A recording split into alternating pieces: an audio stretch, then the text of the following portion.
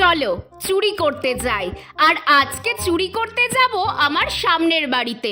তোমরা তো কিছুতেই বিশ্বাস করো না যে শীতের এই জীবন্ত ফুলদানিগুলো আমি বিনা খরচে নিজেই তৈরি করি। সত্যি যে করি আজকে তারই প্রমাণ দেব। দেখো, যেহেতু বিনা খরচের ছাদ বাগান, তাই চোখ কান একটু খোলা রাখতে হবে। ঠিক যেমন আগের বার আমি চোখ রেখেছিলাম, ওই বাড়িতে একটা নতুন রঙের চন্দ্রমল্লিকা আছে। না না, গাছটা চুরি করিনি, দেখলেই তো শুধু দু একটা ডগা ভেঙে নিয়ে এসেছি। আর আমার আগের বছরের গাছগুলোও একটু সংগ্রহ করে রেখেছিলাম, সেখান থেকেও কটা ডগা ভেঙে নিলাম।